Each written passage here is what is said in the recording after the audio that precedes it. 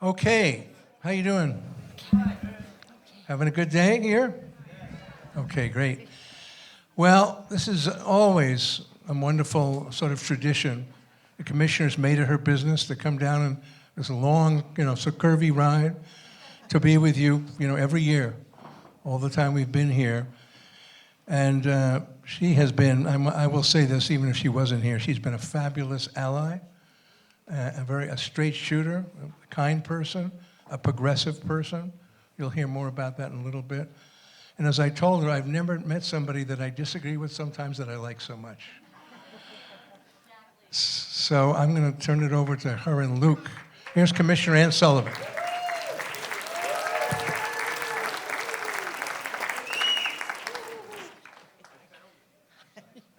Thank you. Oh, hi, everybody. I was so worried I was going to be late, but I made it.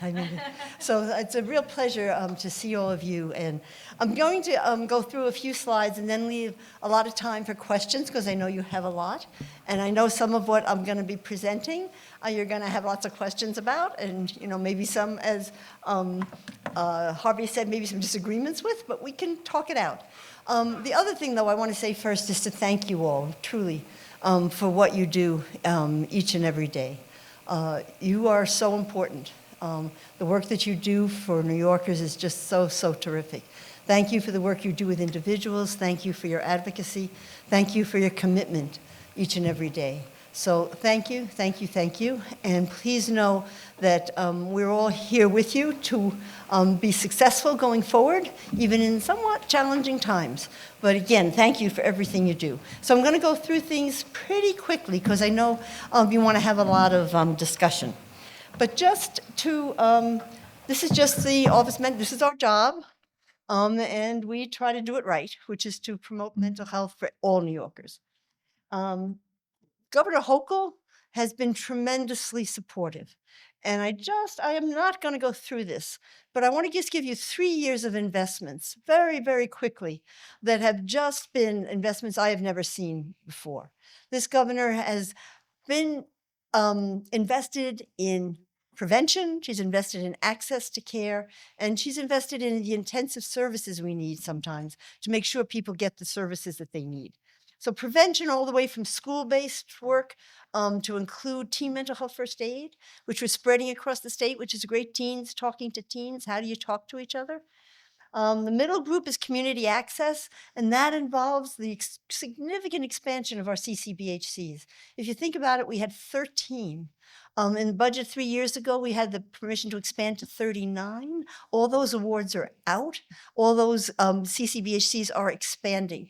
Everything that's on this list, which I won't go through in detail, is out. The dollars are out there. They're out there being spent. Now, we haven't seen the success of it all yet because it takes time after it's awarded to be built up, and then we have to give it some time to get the outcomes. But the reality is that this was the billion-dollar budget, and this is what came to mental health, which was just extraordinary. Also, 3,500 units of housing was in that budget, and also all the awards are out for that 3,500 units of housing. We have 42 more ACT teams that we got across the state. We got certified CTI teams, intensive treatment teams. We got inset teams, and we are now up to, as of this year, there will be 6, I think. Inset team, am I right? 5. 5. We are putting, actually, there's a live RFP right now For the 6th. So we have 5 so far, and 1 RFP, which is out, which I can't talk about, which is out now for number 6. And then we did, and I know there's some controversy about this, but we also have increased some state beds. I just want to say that those are specialized beds, and individuals who are in those beds are in for as short a period of time. And then all these extensive community-based services that we put up are there to wrap around them so they can get home and thrive in the community. And then for kids, a lot of stuff, high fidelity wrap, et cetera. So that was the first year. That was the billion-dollar budget. The following year, let me go back one. The following year, there was more dollars. Then this year, there was a particular emphasis on forensic beds. And when I mean forensic community beds, housing, but also an emphasis on forensic ACT teams And for a Navigator program, the Navigator program put individuals in the county courthouses to help judges be able to help people divert from going into the criminal justice system and get all the services they need. So a heavy emphasis this second year on services that were needed, again, for kids, but also for expanding the forensic services that we need to enable individuals who've unfortunately gotten caught in the criminal justice system to do well in the community. And then again, significant insurance reform that year. That included a 10-day requirement that all insurers have to give a mental health appointment within 10 days if you call for an appointment. That means that there's no more of this wait for months. Now, we have the word out. If any of you hear from either Medicaid or any other kind of insurer that you're not able to get a mental health appointment within 10 days, you got to let us know. Because we've got a team of people who are working on this, keeping an eye on it, making sure that the insurers do what they have to do now by law.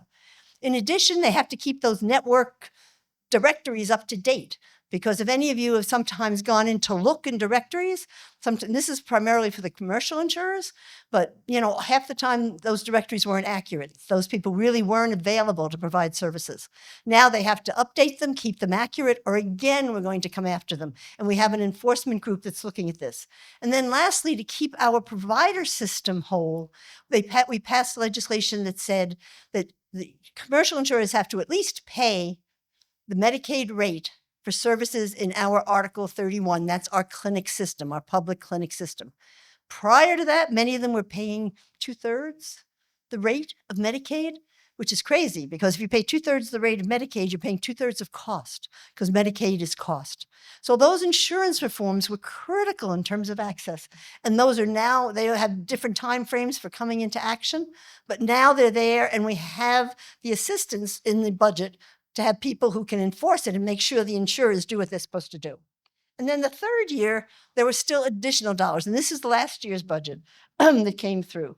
And here again, there were dollars for the expansion of the INSET team. We had some dollars for maternal mental health. We got some dollars for clubhouses.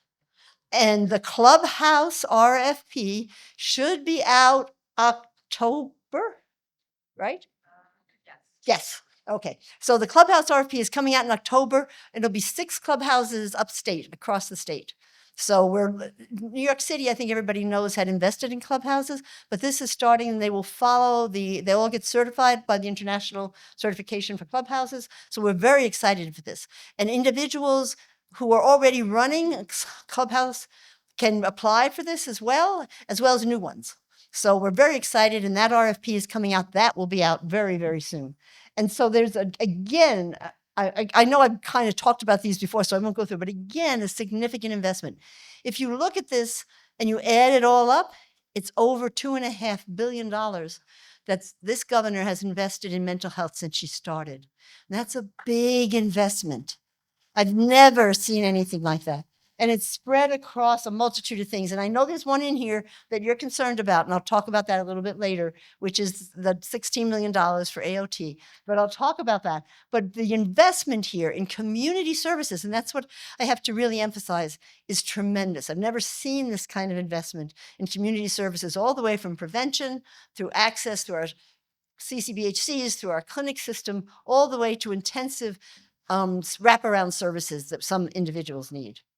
Okay, so just to go through a few of the intensive community supports, because, and to begin with, I'm going to talk a little bit about, these are the intensive community supports: ACT teams, critical time intervention, INSET. I'm going to give you some data on INSET. Safe option support teams. Those are the teams that are working with the unsheltered homeless. Extensive supportive housing, certified clinics, crisis stabilization centers, and an RFP that will be coming out very soon in October for the health-led emergency response, 3 pilots across the state from the Daniels Law Task Force. Okay. Yeah, that's really exciting, and I think it gives us a real opportunity to get the model going that we can then spread across the state.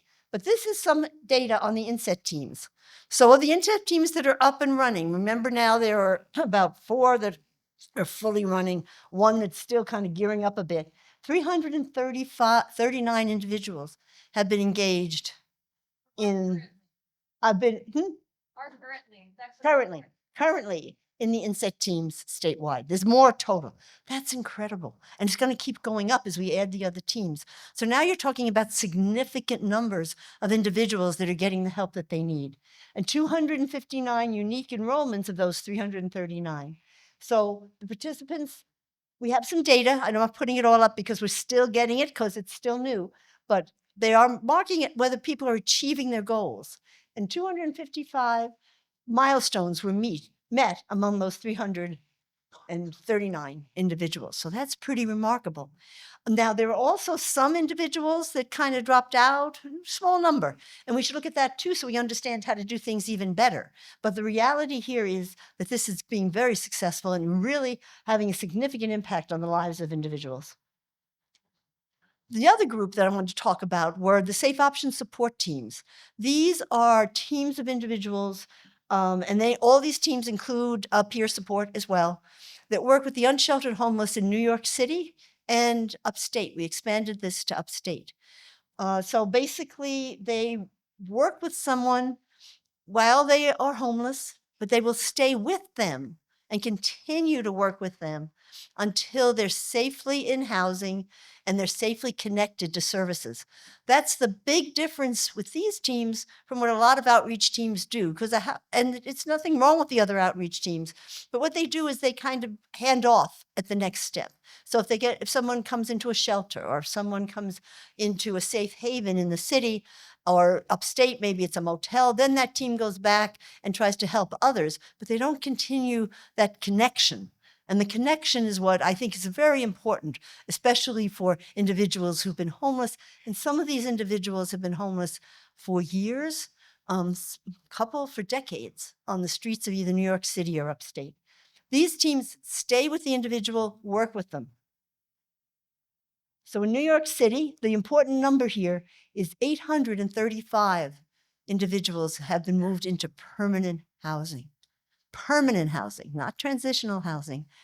And 85% have stayed in permanent housing. And these are individuals who didn't really trust the system before and really kind of just didn't really understand how they could get the help they need. And this has been working in New York City. It's really quite remarkable. There's probably still about 1,000 individuals perhaps living unsheltered in the city on either the subways or the streets. But, we're cutting that number down by getting people into permanent housing.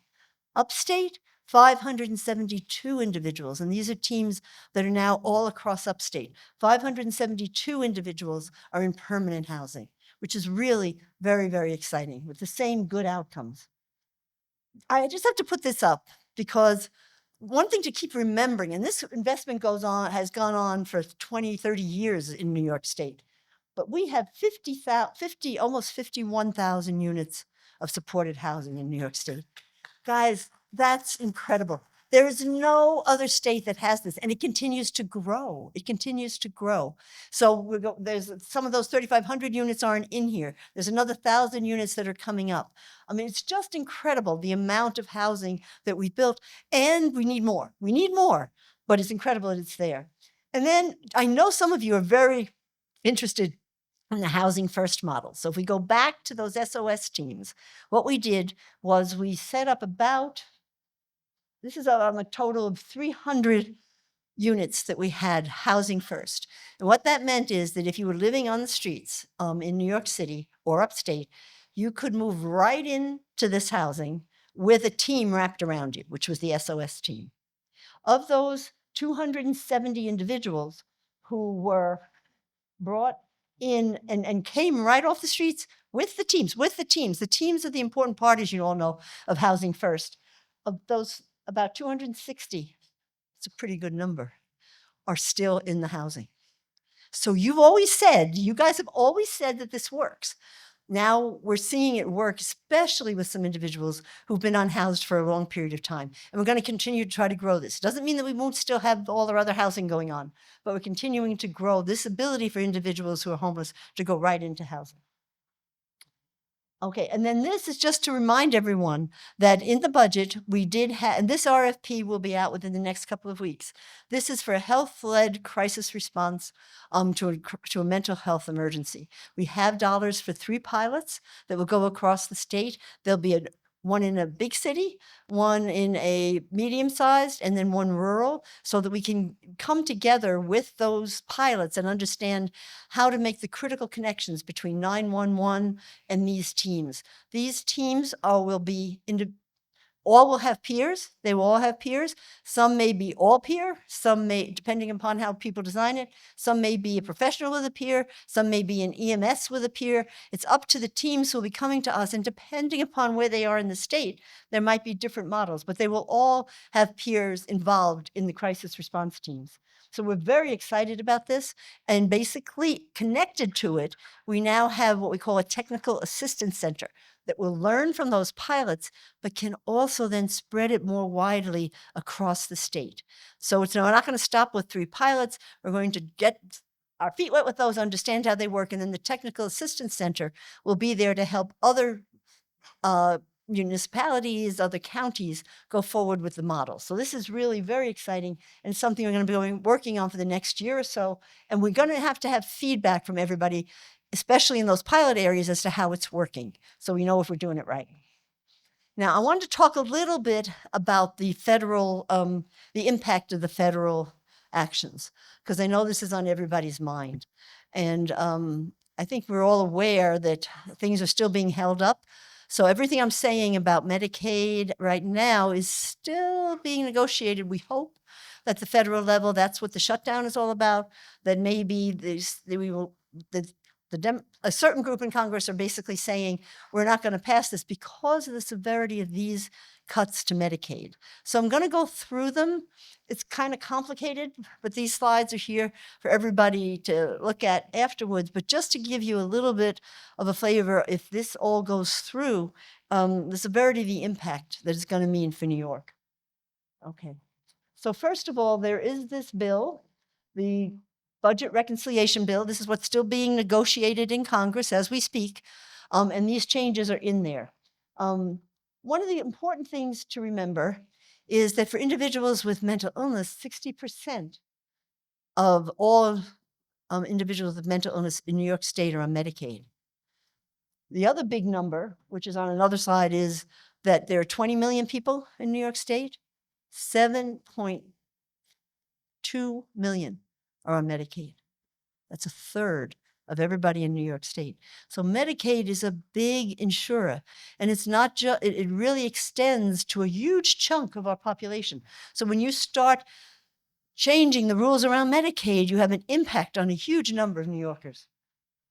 So the first impact, which is really what New York is particularly worried about because it starts in January, if this goes through, is on something called the Essential Plan. And the Essential Plan came out of Obamacare, and basically it provided extensive subsidies to the state for individuals who are working. Most of the individuals in the Essential Plan are working, but they can't afford insurance because they're in jobs where either their employer doesn't have insurance, or the employer's insurance is too high, or they have part-time work and come in and out. And the Essential Plan provided really reasonable coverage with lots of federal subsidies. And it's also linked in some ways to Medicaid. What this bill did was said, and we all know that this is the crux of the problem here, that individuals who are lawful immigrants working, paying taxes, can no longer benefit from the federal subsidy for the Essential Plan. That was about 500,000 people in the Essential Plan. Essential Plan is about 1.5 million. So it's a third of the individuals. They will no longer be eligible for the federal subsidies. So what does that mean? That means that the state, either through state Medicaid or directly, would have to pay. That's about $7 billion. That's a lot of money. So that's a really serious problem for the state. This basic issue about carving out of benefits, which happens with SNAP is going to happen with a lot of other things of individuals who are lawful immigrants. Does not, none of this, just to reiterate, none of this affects disability payments. Disability payments are a whole different ballgame. They are not affected by anything I'm saying.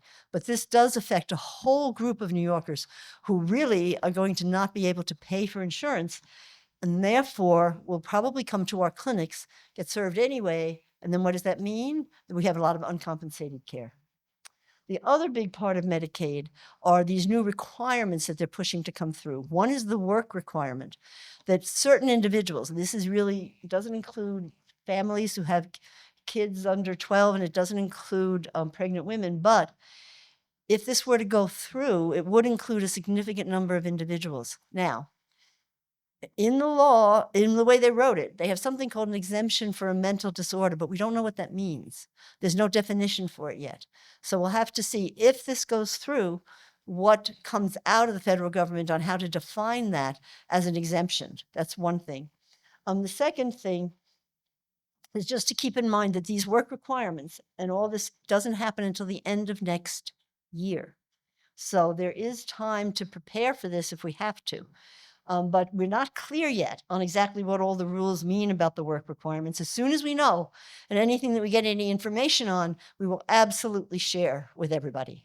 And so we're already working with the Department of Health that if this should come through, how we can work together to ensure that we get as many people covered by Medicaid as possible. So we're not sure.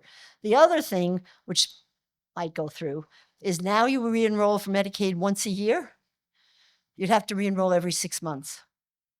Once you do that, people drop off, people forget, people are not sure when they're supposed to re-enroll. That also would happen a year from now. And we'd have to work very, very hard with everyone, a huge amount of advocacy if that goes through, to make sure people know when their benefits are up and when to re-enroll. So that's another big hit to Medicaid. And with both of those combined, you know that people are going to fall through the cracks. And that means that basically people are going to lose services. So it's kind of complicated, but those are the two big highlights of this part. There's one other thing, in Medicaid, currently, if you enroll in Medicaid, you can go back 3 months if you're a new enrollee, and Medicaid is retroactive for 3 months. This law would change it to retroactive for 1 month. Not good, not good. Okay, not to go into the detail of this, but there's a major hit to the SNAP benefits. These are the nutrition benefits. This affects so many people, including many individuals who are in our housing, et cetera. Again, a huge cost to the state. The state would have to pick up 15% of the cost and would have to pick up the full cost for, again, those lawful immigrants who in the past were eligible for SNAP, who are no longer eligible. So again, significant problems. This is the timeline, just to make the only thing that happens pretty soon in January is basically that essential plan that I talked about. Everything else goes out over the years. Eventually, if this goes through, by 2028, there's also a cost sharing where you would have to pay, again, it's not clear, a copay for Medicaid visits, which we don't have now. So it gets worse as it goes out. Hopefully, everybody's advocacy. Let me just say that all the states that are dependent upon a robust Medicaid program are fighting this, and so is our state, full force, to see if we can get some of these changes before they pass that final budget. The reconciliation bill was passed, but they have to pass a budget that pays for it. So there's an interim period now where basically they can make some changes, and that's what the battle is about right now in Washington. So if any of you have any close connections with anybody in Washington, get to them and let them know that this is really important. They've got to change these Medicaid rules. Okay, the next. There was this edict that came out as a executive order from President Trump that talked about homelessness. Probably many of you read it, that talked about homelessness, that talked about involuntary commitment, that talked about AOT. I'm just here to say that whatever is in there is not what New York is doing. New York is doing just what I've said before we're doing and what we are doing now. It has not changed anything that we are doing in New York. Now, you might not agree with everything we're doing in New York, but it's not what's in that executive order. So just know that. Basically, as far as we understand, the federal government has no ability to interfere with mental hygiene laws, that those have always been written and followed by the states, and that the state will continue to do that. Now, I did put up, and I know both of these are controversial, and I know there'll be lots of questions, but just so you know that that's the actual wording of the change in the commitment law that was made in the last budget. A substantial risk of physical harm to a person due to an inability or refusal as a result of the mental illness to provide their essential needs for food, clothing, medical care, safety, or shelter. That's the New York State law. I know that many of you are not happy with it, but that's the New York State law. There's nothing in that executive order that's changing that or making it any more restrictive, just so you know. Similarly, there's a lot of language in that executive order about AOT. It is not changing our AOT law at all. I know that there's a question from all of you about the $16 million that was in the budget for AOT, and you can ask more questions about this later. But I just want to say that the $16 million is there to enable us to have a standardized structure for AOT that includes a standardized way to have voluntary service agreements. If you look at the data over the years, basically, some counties in New York State have done a great job of having voluntary agreements and AOT agreements. Others have almost no voluntary agreements, zero. And we've never standardized anything for those voluntary agreements. And that's what this money is going forward for, to make sure that we have those options for individuals, as well as making sure, and just to say that one of the problems has always been within our system, and sometimes people get lost. So this is an accountability issue too, so that if individuals are in the voluntary agreements or in AOT or even in other services across the state, which is a different pot of money, that basically we work to make sure they get the services they need. I know there's going to be lots of questions about that, but I just thought I'd say it. The next is a lot of verbiage, a lot of somewhat actual discriminatory verbiage coming out of the federal government about gender identity issues. New York State stands firm with everything we've always done, and we are one of the most progressive states in terms of we are not changing a thing. And this is verbatim from what the governor releases, that we have extensive protections and supports for LGBTQA, transgender, gender nonconforming, and non-binary communities that prohibit discrimination and exclusion and ensure equity. And that's in every statement that the governor makes. So this is real for New York. Please don't think that whatever comes out, when there was this first flurry of reaction to some of the federal government's approach to this, there were a couple of medical centers across the state that got shaky about providing gender-affirming surgery. The AG went to them and said, sorry, you've got to do it. That's a state law. You have no choice. And so basically, we are standing up for everything. If you hear of any discrimination that's happening in New York State, you've got to let us know. But basically, this is a strong and firm position. And I actually think we're lucky to be living in a blue state with a governor who will stand up for the important things. Okay, just to talk a little bit about what we do for diversity, equity, and inclusion, because again, that was something that has been pulled out. If you look at some of the websites, it's been, what do you want to say? It's been scrubbed, is the word they use, scrubbed from the websites. It's not scrubbed from anything in New York State. And this is what we put up. This is what's on our website. And there it is, diversity, equity, inclusion. And just so you know that I'm not going to go into great detail about this, but we're continuing to do all the efforts that we've made to decrease disparities and to really look at this whole issue of inequity. And I just want to mention one particular thing that we have, which is called the Vital Signs Dashboard. Medicaid publishes a lot of outcome data, but they don't break it down by race and ethnicity. So we got hold of the Medicaid outcome data, and we're breaking it down by race and ethnicity, and we are giving it to all the clinics that we have so that they can look and see, are their outcomes equal across various groups of individuals? And so this is one which shows, it's very small, but all those lines are different groups. So some are doing well and some not. And this is on a critical point. And something else I just want to emphasize too. This is based on individuals in our clinics getting their colonoscopy screenings. And why do I bring that up? Because one of the biggest causes of cancer death nowadays, breast cancer and colon cancer. And people are not getting the screenings for this, and they're not getting it sometimes differentially by race and ethnicity, if you look at this. So we're not necessarily doing the job we need to be doing, and we have to do better. So when you have data like this, then you can help the clinic say, oops, there's something I'm not doing that's right. And what's interesting about that particular indicator too, is the biggest disparity is men and women. So women get their screenings, men don't. And a high rate of cancer death for men. Similarly, it helps us do better. These are those two little ones on the left. 65% of individuals with an opioid disorder who come into a mental health clinic get connected to extensive opioid treatment. That's really cool. It's not everything, but it's 65%. I can tell you several years ago, it was probably 30%. So we're getting better and better. But then you look at the other number, which is individuals with an alcohol disorder in our clinic system, and only 9% get any kind of pharmacological help.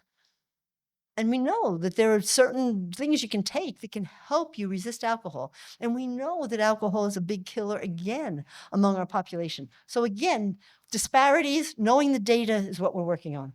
And then just to very quickly talk about this project, and there's an RFP, which I can't talk about because it went out today, which is also working on trauma in communities. But we have a program called the Community Mental Health Prevention Program. During the pandemic, we got a big grant from the feds to do a lot of work in the underserved communities that had the highest mortality due to COVID. When that grant went away, the governor was very generous in enabling us to continue it in those key communities. So this includes parts of New York City, it includes Erie County, it includes another couple of counties, upstate, some space on Long Island, where these are teams that work in communities to get them to understand mental health problems, to reduce stigma, work with grassroots individuals, with the churches, with the barbershops, with people, helping them move. Why is that important? Because if you're going to ultimately get rid of the disparities that we have in mental health care, one of the biggest is that people of color and from underserved communities don't get the help soon enough when they need it.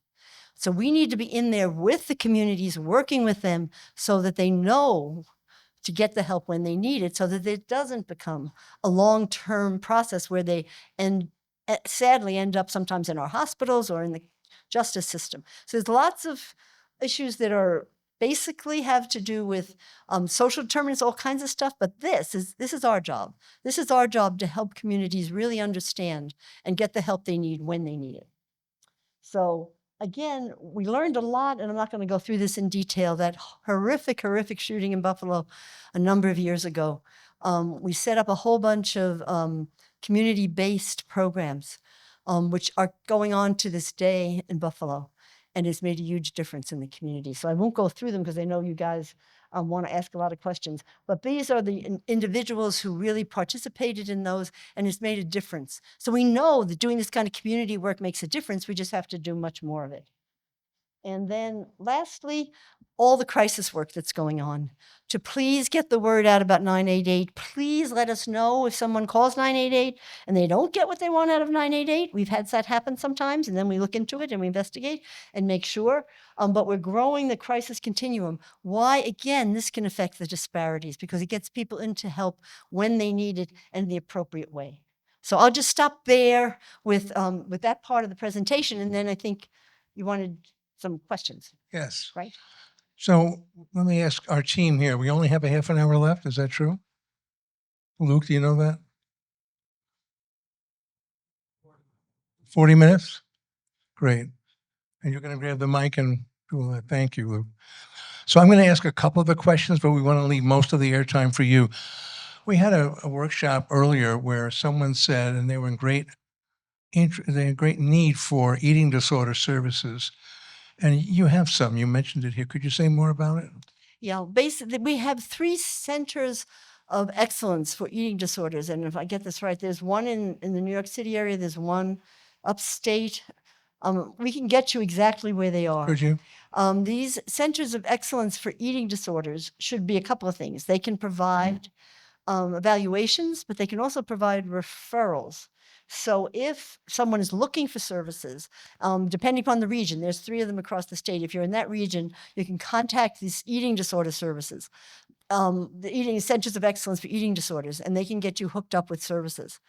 We have to do, though, more work on basic eating disorder issues in our clinic system. And we have not been as effective as that, but those centers exist, so you can get a referral, but it's a little, you got to call them. That shouldn't be the case. You should be able to kind of go into any of our clinics and get the kind of service. So we're growing with them, with those 3 centers, a way to educate, especially in the CCBHCs. Services for eating disorders. And that's something that's really, I have to admit, we're not where we need to be on eating disorders, but I'll get you the names of those centers so people can call them and get what is in their region. Commissioner, in no order. First of all, I want to thank Julie, Liz, and Em for their great work for the Office of Advocacy and Peer Support Services. Very responsible for all kinds of things, most notably Peer Bridger and Inset in this budget. So then they're great to work with.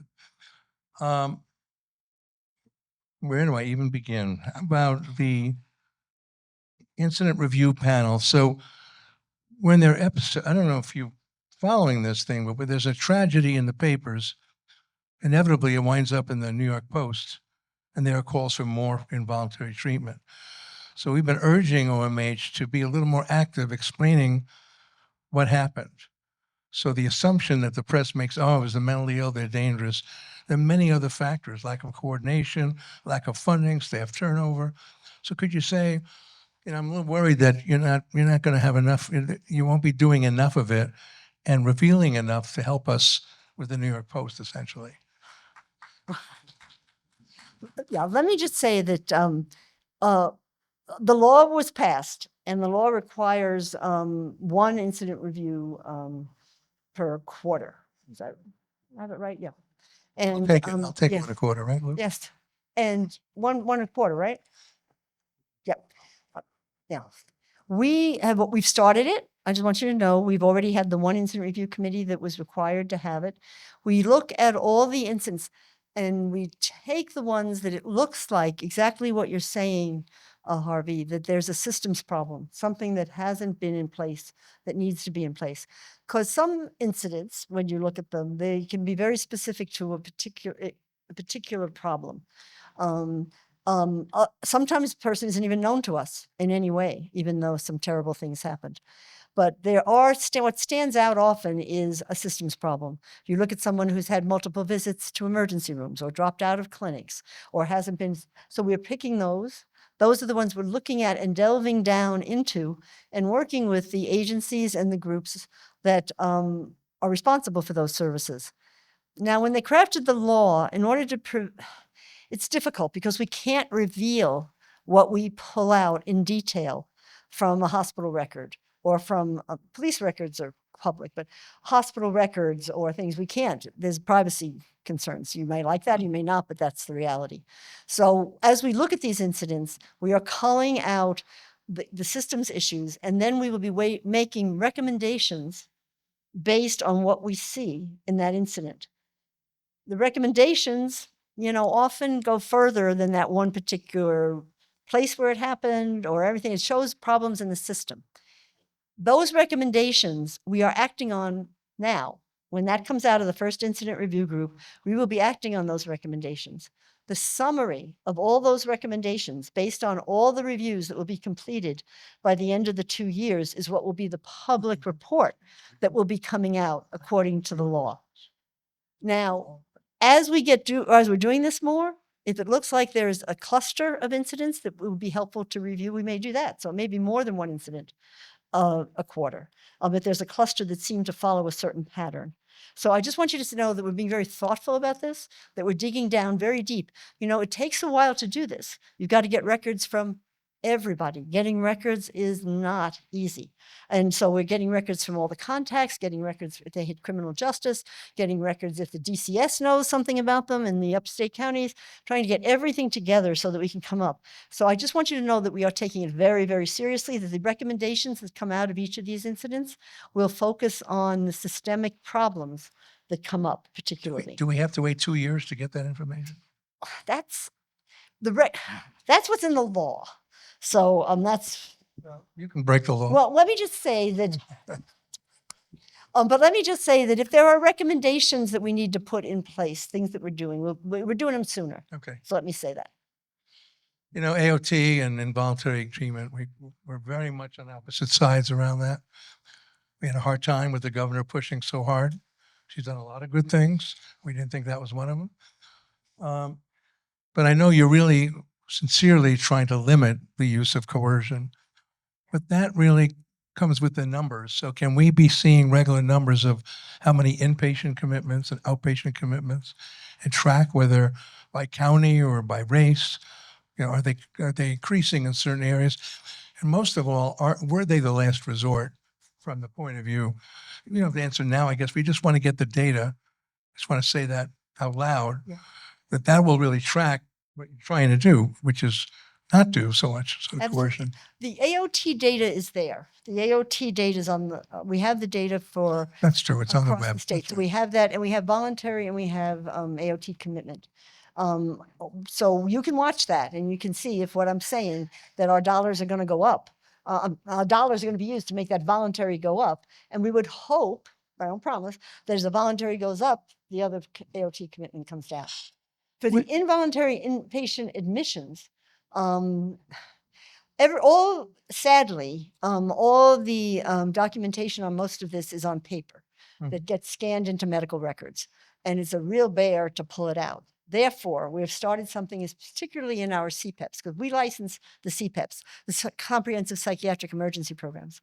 So they are going to have to be filling out for us the data. Now, the data on who's involuntary commitments, voluntary admissions, how the person came to the ED, whether they were brought in by someone or came by themselves, and letting us know all the data that you're kind of asking for.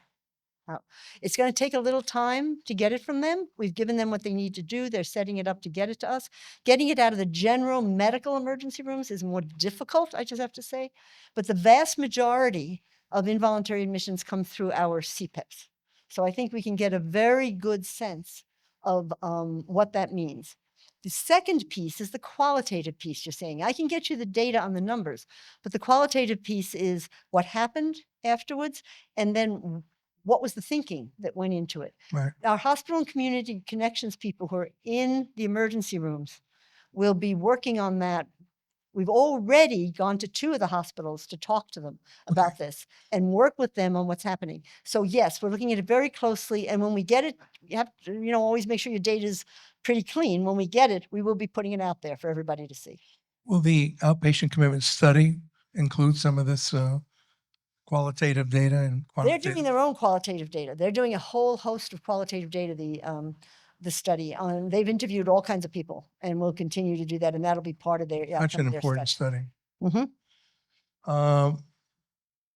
We are disappointed that the Crisis Stabilization Centers, you could have 24 up, but you only have 5, I think. No. More? We have more. I don't know what the final number is, but we have more, and we're hoping And you're to bringing in more. have another 6 or 7 opening up this year. So they're finally moving. They're finally moving. Much easier to stop these admissions in the revolving door if we have the stabilization center. Absolutely. Yeah. And we were too slow with that, but they're getting there. They're getting there. And we'll have a better report for you in a few months. So I'm going to turn this over to Luke, and I'm going to give Luke a question or two. And just to say on the crisis stabilization centers, one of the biggest issues for the intensive has been NIMBYism. People have been blocking us finding sites. Oh, sure. Okay, I'm sorry. Okay, go ahead. Go ahead. All right, so we will have folks line up over here for any questions just to make it a little bit easier. And we just ask that people focus on questions because we have a lot of people who are interested. So to get questions quickly, and you see the line building very quickly here. So make sure to just focus on the question, and then we can move forward. Over in here, I have two coats on. Thank you. Okay, thank you, Ms. Sullivan, for your presentation and your present hopeful work. In the prior workshop of Luke and Ruth, Daniela, Tatiana, on the peers, one young lady came forward and she suggested a hotline. She's dealing with Clubhouse members and sexual harassment. I've noticed that in one of the supportive housing organizations. Mike's out That here. have a hotline. Mike's out here.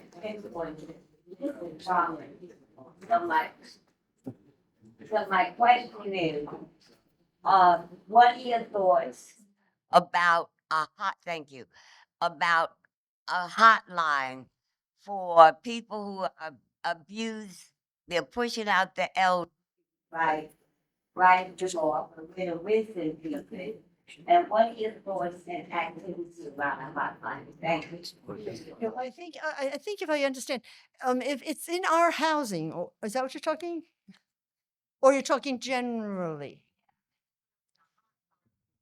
Okay.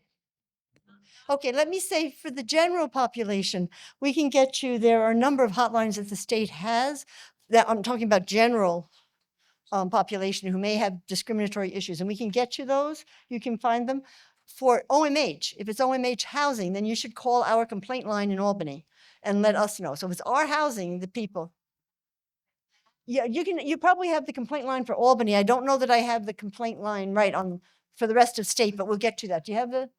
Yeah, we'll get you that right now. Okay?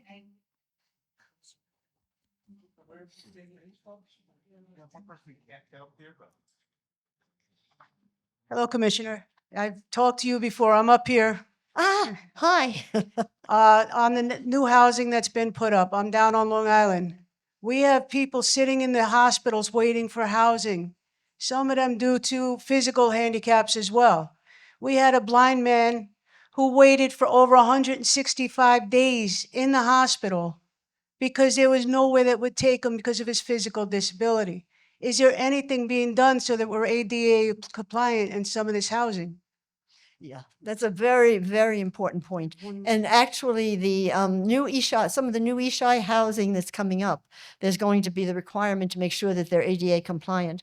But in addition, we have started, it's going to be in each region. There's going to be starting it out, it will be for one housing provider.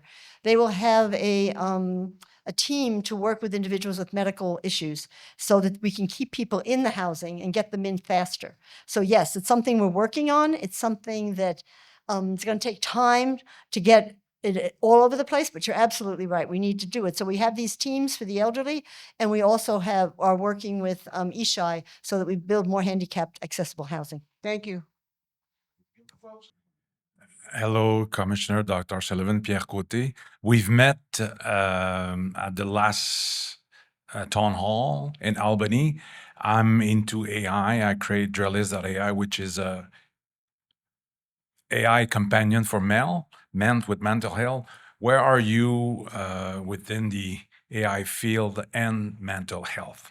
Yeah, you're probably a little bit ahead in terms of what you're doing, but we're looking at the whole landscape of AI, and we're recognizing the kinds of things you've talked about, that there's a lot to be benefited from AI, and we're going to be getting a group together to look at it and decide what we're going to be doing going forward. So I agree with you. It's not just all bad. There's a lot of good stuff with AI, and you've alerted us to that. So we're going to be working on it. Yeah.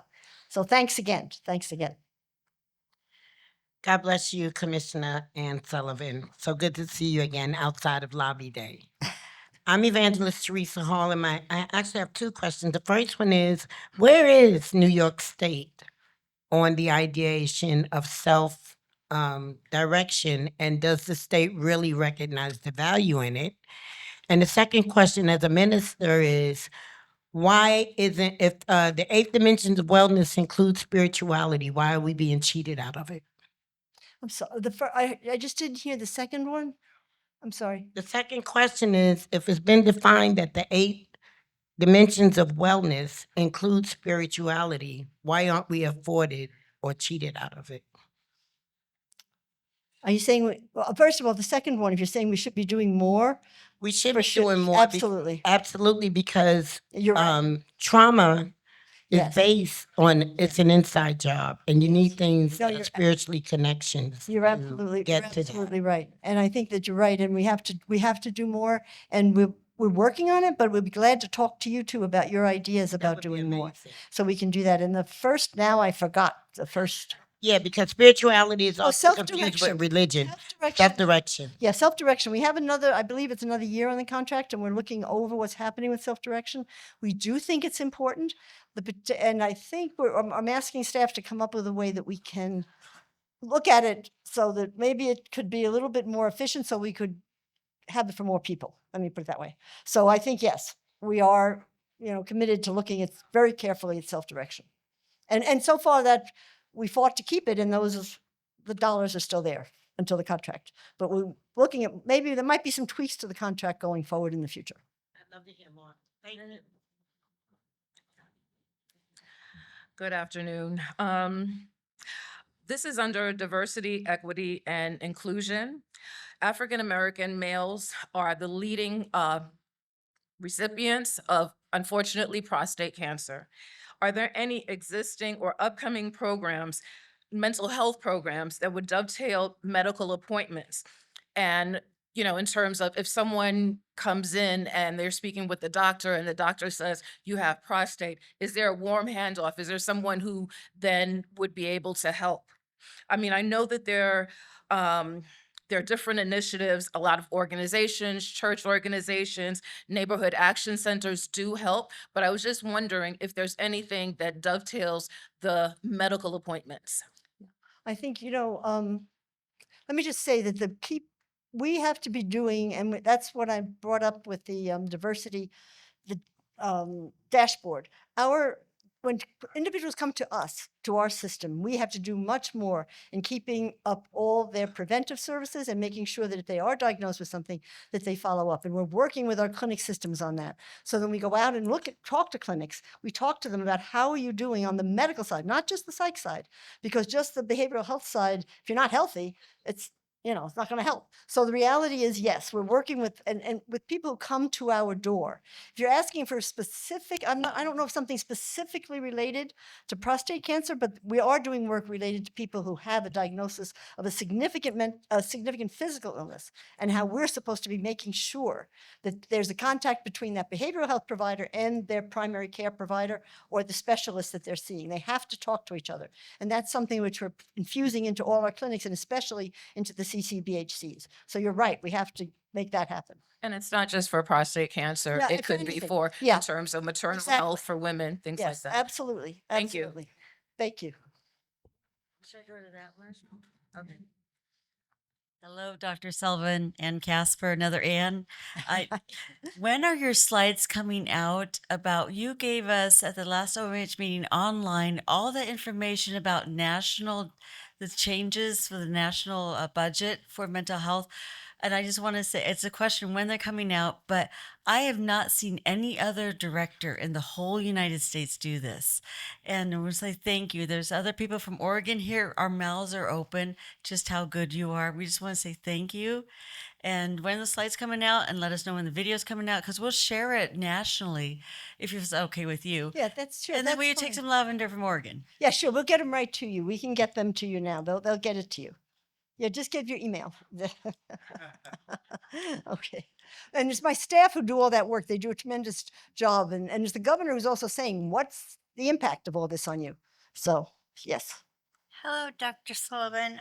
Donna, I have a question that is, who do I reach out to get housing for a sister that has been homeless since 2024 due to a fire, and she was staying with my daughter and put out of a home, and she's mentally ill, and I've been through BHSN to get support and how to go about helping her with that, although she's not willing to go and um, apply for help to get the housing, and it would be helpful if she would go there. So I don't know, like, what more can I do to help her? Because currently she's living in a motel that's ran down and it's a meth lab, and I'm so worried about her. And so I don't know what more to do to get her help to get out of that place. Yeah. Where do you live? Where does she live? Upstate New York, Yeah. Plattsburgh. So Plattsburgh. So we'll connect you with the field office, our field office that works there. And in the field office, there's a housing specialist, and that housing specialist will get you the name of the field office, the number, and then the housing specialist, and you should talk with them up in the one that covers Plattsburgh, and we'll see what we can do. We'll see Okay. what we can do. So I you know, we will really try to help and see if we can get her Thank housing, you. because that's terrible. Yeah.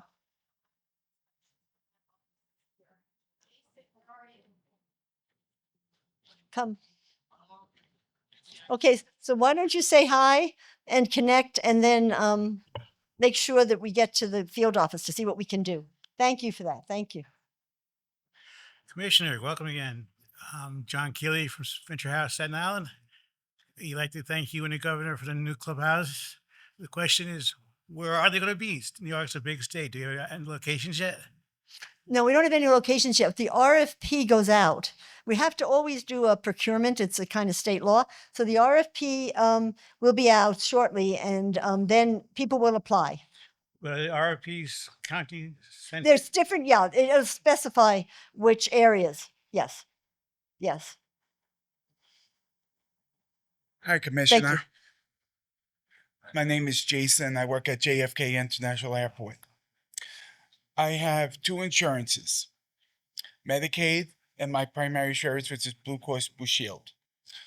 And my question to you is, will I be affected by any way? Because even though I work at the airport, even though I live in a group home, which holds my Medicaid, am I going to be affected in any way on the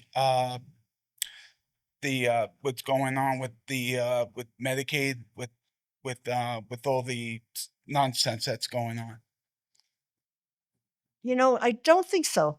But I think what we can do is just talk to you specifically about, you know, is it Medicaid? Is it you're working and so let's just talk. Let's just set up a time to talk. I don't think so.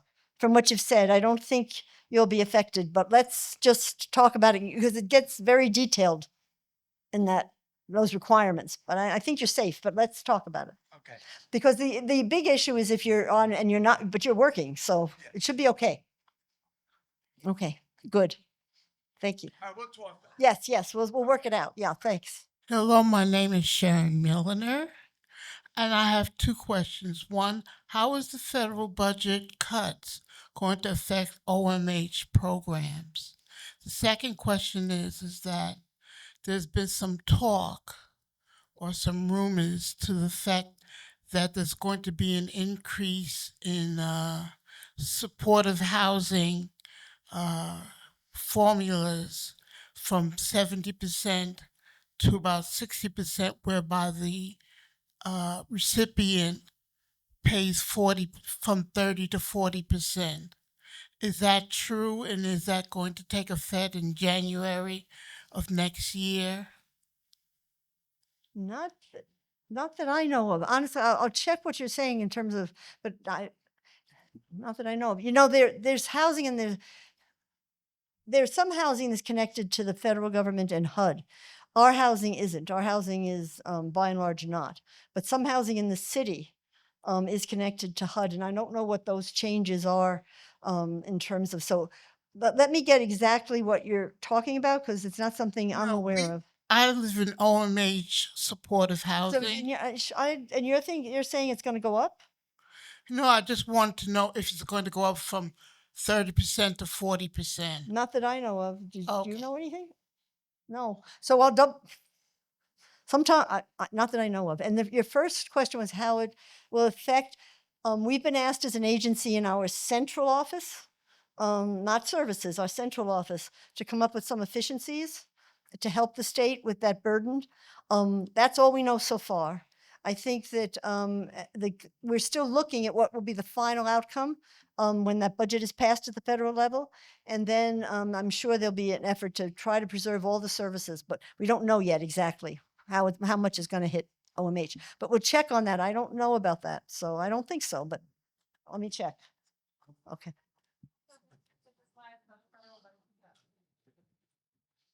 Hello. Hello. My name is Jill. I'm with Independent Living. And my question is with the housing situation, and you talked about housing first, with the housing situation being what it is all over New York State, but especially in upstate New York, how do people in Orange County access that housing? Because I work largely in part with homeless people. We have shelters that, I mean, like the cold weather is coming up. We have warming centers. Some of these warming centers in the area only have 10 beds. You know, the warming centers are very, very small. The shelters are very limited. So how do we access that housing first? What units, I mean, how many units are available, and how can we tell what's available in our immediate area? Yeah, I think I don't know the specifics of that, but what we can do is we can connect you to the field office, the Hudson field office, and they should be able to tell you what's available in your area of the housing. So just call them and say there's different kinds of housing. I mean, there's different opportunities for the housing. We don't have enough, but they'll be able to talk to you about what is in housing first and how the SOS teams are working there with the homeless. I and work maybe with the connect with you. SOS teams. Yeah. I work with the SOS teams, Well, the they should help. ILSS teams, Yeah, well, and we're constantly, we don't have enough, but we do have some. So talk with them and Okay. talk with them in the field office and see what's coming up. Also, some of it is in the process of coming up and some of it's already there. So talk with them. I wish we had more, but we do have some. okay, there's just one other question, Sure. and maybe you probably don't even have the answer to this. Why doesn't the Hudson Valley or the upstate area, for the most part, have an integrated busing system? Like, there are people that move from one place, they might move from Dutchess County to Orange County. They've established their care there. But because of the move, they have to reestablish everything. Yes, medical transportation does help, but after a period of time, even medical transportation says, we can't take you back and forth anymore. You're going to have to establish care in the county that you moved into. So how can we bridge that gap of not having that integrated transportation system? Yeah, well, transportation's a big issue across, especially upstate. So let us know what the problem is and I'll forward it to the people who are in the Department of Transportation in the state who are trying to look at a way to really make sure people get for all kinds of things. Medical issues are the same as for our guys. There's no easy way often upstate, but let us know the particular problems in your area and I'll get it off to the Transportation Authority, but it's really up to that's the agency that looks at the transportation. We're not. I understand. Thank you. But get it to us and we'll forward the problem. Thank you. Okay. Hi. A recently released report looked at available data in Pennsylvania and connected it to some horrific outcomes for involuntary hospitalizations. Increased risk of death, increased risk of being unhoused, increased risk of overdose. And one of the things they were looking at was clinician decision-making. So some clinicians, when doing an assessment, involuntarily hospitalize someone 10% of the time. Other clinicians, when doing an assessment, involuntarily hospitalize someone 100% of the time, which was connected to some of these adverse outcomes. So my question is OMH tracking clinician decision-making in relation to involuntary hospitalization? If so, is that available? If not, what is OMH doing to track the potential adverse outcomes of involuntary hospitalizations? Okay, first of all, we don't have it yet, but we have, as I had said earlier, we have a group that's going into the hospitals to look very specifically at, especially in the hospitals that have high admission rates, involuntary admission rates, and looking at the decision making. Why did they do it? What was the criteria that they used? And then working with those clinicians on those issues. So yes, we're going to be doing it. We do not have the data now, but something called hospital connections. So it's real. I'm not just saying this is going to happen. It's real. And we've already gone into 2 hospitals and looked at a whole bunch of charts and stuff. And now we're going to be going in and talking directly with the clinicians. And eventually I want them also talking with the individuals to understand. That's the first thing. Second thing is, and you mentioned the adverse outcomes. We don't have that. I don't have that data by that. I do know adverse outcomes across hospitals when individuals leave within 30 days. But I also have to say that, there are good outcomes from hospitalizations too. So I think that you've got to kind of balance it. But we can get some of that data in terms of individuals, for example, 30, 60 days post a hospitalization, if something traumatic happens. Yes, we do have that. Thank you, Commissioner, for meeting with us. I'm Laura Best Messia. I'm a core provider and I mentor new hires for MHACG. And I have 2 quick questions. One is I've been trying to address some of the nutritional needs of members that I'm working with and wanted to put together a PSR group related to food preparation and nutrition. But I was hampered by the fact that PSR groups are limited to 1 hour. So I don't know why that's the case or if that's something that can be addressed. The other thing is I've had people. PSR is psychiatric social rehabilitation. You mean in the PROS program? Well, no, not in PROS, in CORE. Okay. CORE also provides. Yeah, and so, yeah. We could go over with you. We can go over with you the billing criteria. I'm not sure. There might be limitations, and it might come from CMS, actually, not from us. But we can go over with you whatever limitations there might be in terms of billing for the services. Yeah, it might be only an hour a day. It might be limited. Yeah, Because I've been told CMS that has it's limits. limited to an hour, but that would be CMS that would. Probably. But we can check it out with you. But it's probably a limitation in Okay. the billing. And I'll hold my second question for another time. Thank you. Yeah. Hi, my name is Todd Wittenberg. You mentioned, Commissioner Sullivan, that a lot of money had been allocated for state hospital beds, and you said those were specialized beds for short-term stays. Whose job is it to find out that those are short-term stays, and how is the fidelity to that going? Yeah, well, we're tracking it. We're tracking the amount of time people are spending in those units. Whose job is that? My job. That's your job? It's my job. How's it going so far? Well, it's going pretty well. In the now, when I say short, I mean short. You have to understand that the average. Let me just finish. The average length of stay in a community. I'm taking too much time. Average length of stay in a community hospital is like 4 weeks. Okay. And often individuals need a lot longer than that. So the average stay for new admissions to our hospitals is something like several months. So these new units are holding to the several months, and then getting out. And even a unit that has been dealing with individuals who've been on the street and basically living unsheltered for a long time, 8 months, 8, 9 months, and they're home, and they got an apartment. So I think in that way, we're really tracking it. We're keeping a good eye on it. We don't want anybody to be institutionalized. No. Good afternoon, Commissioner. I'm Paul Ferrari from Plattsburgh, New York. I work at Behavioral Health Services North. I have a lot of concerns about our PROS program.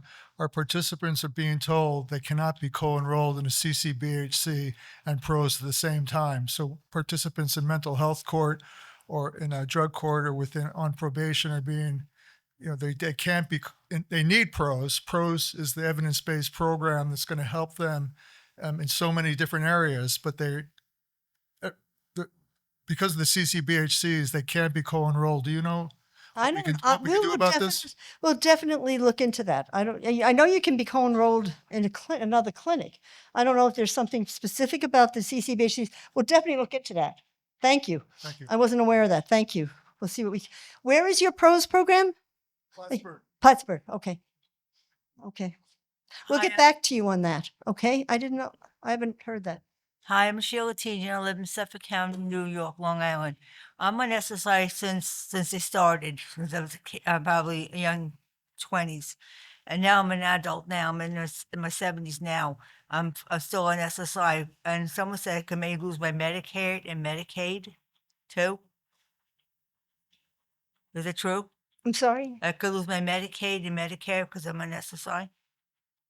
If you're on SSI, if you're asking, none of what I said applies to SSI. Okay, well, I lose my Medicaid and Medicare. Sorry. But I lose my Medicaid and Medicare at all. You won't. You won't. If you're on SSI, let me just be very clear. If you're on SSI, you will not lose any benefits. Okay, thank you very much. That's all I want to know. Thank you. Okay.